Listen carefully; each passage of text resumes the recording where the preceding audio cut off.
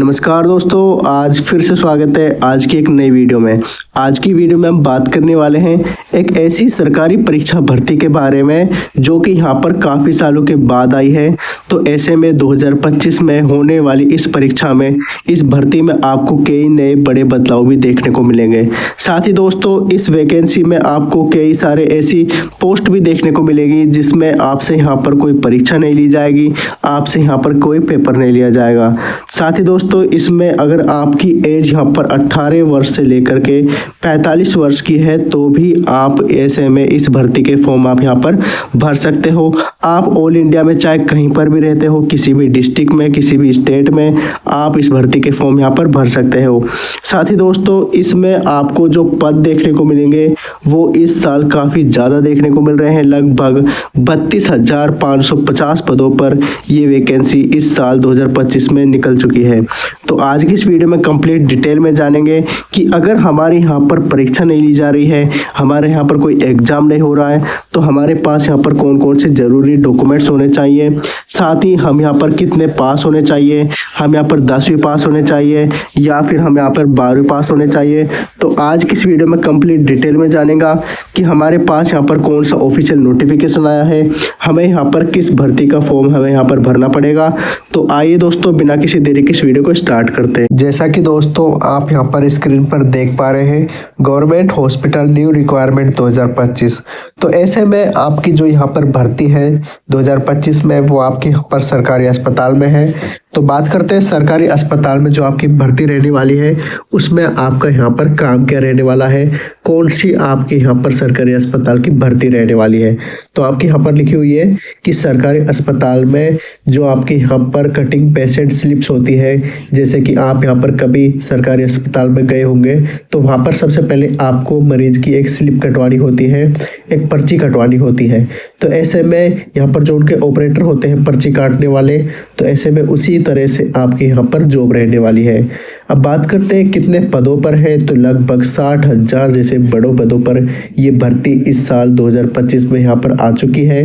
तो आप भी चाहते हैं कि 2025 में एक ऐसी भर्ती के लिए तलाश कर रहे थे जो कि काफ़ी सारे बड़े पदों पर आई है और जिसमें आप यहाँ पर 10वीं 12वीं पास हो तो भी आप यहाँ पर इस भर्ती के फॉर्म भर सकते हैं। अब बात करते हैं एजुकेशन क्वालिफिकेशन कि जो सरकारी अस्पताल भर्ती 2025 है, इसमें आप यहाँ पर कितने पढ़े लिखे होने चाहिए। आप यहाँ पर लिखा हुआ है कि कम से कम 10वीं 12वीं पास होने चाहिए। तो ऐसे में काफ़ी सारे ऐसे लोग होते हैं जो यहाँ पर 10वीं 12वीं पास होते हैं और एक सरकारी नौकरी की तलाश कर रहे होते हैं, तो उनको इस भर्ती के फॉर्म यहाँ पर ज़रूर भरने चाहिए और आप भी इस भर्ती के फॉर्म आप यहाँ पर भर सकते हैं। और ऐसा नहीं है कि आप यहाँ पर 10वीं 12वीं में कोई आपको मेरिट लिस्ट चाहिए, नहीं। अगर आपके यहाँ पर जस्ट 33% मार्क्स है तो भी आप इस भर्ती के फॉर्म यहाँ पर आप भर सकते हैं। तो आपको इस भर्ती के फॉर्म यहाँ पर जरूर भरने हैं। अब बात करते हैं यहाँ पर कि 2025 में निकलने वाली इस भर्ती में अगर आपका एग्जाम नहीं होगा तो कौन कौन से डॉक्यूमेंट्स चाहिए, तो उनके बारे में भी हम आज की इस वीडियो में कंप्लीट डिटेल में जानेंगे। उससे पहले बात कर लेते हैं एज लिमिट के बारे में, यानी कि आपकी आयु सीमा कितनी होनी चाहिए, आप यहाँ पर कितने साल के हो चुके होने चाहिए इस भर्ती के फॉर्म को भरने के लिए। तो यहाँ पर इनके नोटिफिकेशन में लिखा हुआ है कि कम से कम यहाँ पर 18 साल तो आप यहाँ पर कंप्लीट कर चुके हो और मैक्सिमम की मैं बात करूँ यहाँ पर तो 35 वर्ष है। यहाँ पर 35 वर्ष इन्होंने मैक्सिमम दिया हुआ है, लेकिन ऐसा कुछ नहीं है। अगर आप यहाँ पर एक रिजर्वेशन कैटेगरी से बिलोंग करते हैं, इसी के साथ ही आप यहाँ पर एक वुमेन है, तो भी आपको यहाँ पर 3 साल से लेकर के 5 साल की एक विशेष छूट मिलेगी, जिसमें अगर आप यहाँ पर 40 साल के हैं तो भी आप इस भर्ती के फॉर्म भर पाएंगे। ऑल इंडिया कैंडिडेट इस भर्ती के फॉर्म भर पाएंगे, मेल हो फीमेल हो, दोनों ही इस भर्ती के फॉर्म भर सकते हैं। ऐसा नहीं है कि जो यहाँ पर मेल के लिए है, नर के लिए है या फिर मादाओं के लिए नहीं है। तो ऐसे में नर मादा दोनों ही इस भर्ती के फॉर्म यहाँ पर भर सकते हैं। अब बात करते हैं यहाँ पर एप्लीकेशन फीस की कि जब आप यहाँ पर फॉर्म भरवाते हैं तब आपसे कोई ना कोई फीस ली जाती है।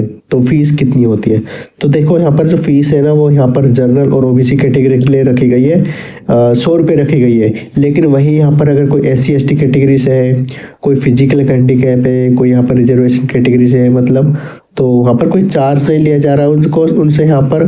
तो आपसे यहाँ पर अगर 100 रुपये भी लिए जा रहे हैं तो भी आपको ऐसी भर्ती को जरूर भरना है, जिसमें आपसे यहाँ पर पढ़ाई की कम रिक्वायरमेंट मांगी गई है। क्योंकि दोस्तों आजकल क्या है कि हर जॉब में आपको यहाँ पर ग्रेजुएट होना जरूरी है। तो मेरा मानना है कि जो यहाँ पर जॉब 10वीं 12वीं पास है तो उनके लिए तो आपको ज़रूर तैयारी यहाँ पर करनी चाहिए, और ख़ासकर जिसमें कोई एग्ज़ाम नहीं है तो उनके लिए तो आपको यहाँ पर ज़रूर आपको यहाँ पर जानकारी रखनी चाहिए। तो उसके लिए आप मेरे चैनल को सब्सक्राइब कर लेना। वैसे यहाँ पर बात करते हैं यहाँ पर सैलरी डिटेल्स की। देख सकते हो सैलरी यहाँ पर ठीक ठाक है, लगभग 35,000 सैलरी एक सरकारी नौकरी की जो एक अच्छी खासी सैलरी होती है, एक छोटी नौकरी में भी वही सैलरी आपको यहाँ पर देखने को मिल रही है, जो कि आने वाले कुछ सालों में जैसे कि 8वां वेतन लगेगा, कुछ बोनस ऐड होंगे, कुछ इंक्रीमेंट ऐड होगा, तो उसमें आपको यहाँ पर ठीक ठाक सैलरी देखने को मिल जाएगी। तो आपको इस भर्ती का फॉर्म आपको यहाँ पर जरूर भरना है। अब बात करते हैं कि सैलरी है जो इसमें कि आपकी जब जॉब लगेगी तो वो जॉब आपकी कहाँ लगेगी। कहीं ऐसा तो नहीं आपकी जॉब दूर लग जाएगी, नहीं, आसपास की जो भी सरकारी अस्पताल है जहाँ पर यहाँ पर सरकारी मरीज जाते हैं तो वहीं पर ही आपकी यहाँ पर जॉब लगेगी। और ऐसे में मोस्ट इम्पोर्टेंट होता है कि आपकी जॉब यहाँ पर आपके डिस्ट्रिक्ट में ही लगे, आपकी किसी बाहर के डिस्ट्रिक्ट में आपको कोई परेशानी नहीं हो, तो आपकी जॉब यहाँ पर वहीं लग सकती है। सिलेक्शन प्रोसेस कि सब कुछ पढ़ लिया, हम कितने साल के होने चाहिए, क्या हमारी यहाँ पर योग्यता होनी चाहिए, अब हमें ये बताओ कि हमारा यहाँ पर सिलेक्शन कैसे होगा। तो सिलेक्शन मैंने थंबनेल में लिखा था कि कोई एग्ज़ाम नहीं है, कोई परीक्षा नहीं है। तो ऐसे में होगा क्या, डॉक्यूमेंट्स का चेक होगा, यानी कि आपके पास कुछ डॉक्यूमेंट्स होने चाहिए। ऐसे में अगर डॉक्यूमेंट्स नहीं है आपके पास तो आपको यहाँ पर बाहर निकाल दिया जाता है। तो डॉक्यूमेंट्स हम आपको बताएंगे कि कौन कौन से डॉक्यूमेंट्स आपके पास यहाँ पर होने चाहिए। अब डॉक्यूमेंट से काम नहीं चलेगा तो हम यहाँ पर इंटरव्यू का यहाँ पर एक पार्ट रखा गया है कि आप यहाँ पर इंटरव्यू भी दे। तो इंटरव्यू में जनरल इंटरव्यू होता है, अपने बारे में बताना होता है, कुछ आपसे जो भी कुछ ज़रूरी क्वेश्चन केस जाए आपको उनका आंसर पता होना चाहिए। तो ऐसे में यहाँ पर 10वीं 12वीं में अगर आप यहाँ पर जस्ट पास हैं, 18 साल के हो चुके हैं, तो आपको इस भर्ती का फॉर्म भरना है। अब बात करते हैं डॉक्यूमेंट्स, ज़रूरी डॉक्यूमेंट्स कि आपके पास अगर कौन कौन से डॉक्यूमेंट्स होने चाहिए इस भर्ती के फॉर्म भरने के लिए। तो जैसा कि मैंने आपको स्टार्टिंग में बताया था कि 10वीं 12वीं पास होने चाहिए, तो 10वीं 12वीं की यहाँ पर आपके पास मार्कशीट जरूर होनी चाहिए। इसी के साथ ही आपके पास यहाँ पर राज्य स्तरीय आवास प्रमाण पत्र होना चाहिए, जाति प्रमाण पत्र आपके पास यहाँ पर होना चाहिए, और आय प्रमाण पत्र होना चाहिए। इसी के साथ ही आधार कार्ड, पैन कार्ड, एक यहाँ पर पासवर्ड वगैरह, ये सब कुछ आपको आसानी से संभाल कर रखने हैं ताकि बाद में भी काम आए। साथ ही दोस्तों इस तरह की जो जॉब होती है उसमें यहाँ पर रेगुलर अपडेट होते रहते हैं, बदलाव होते रहते हैं। तो मैं ऐसे में अगर इसमें कोई बदलाव आता है तो मैं उसके लिए यहाँ पर आपको अपडेट कर दूँ।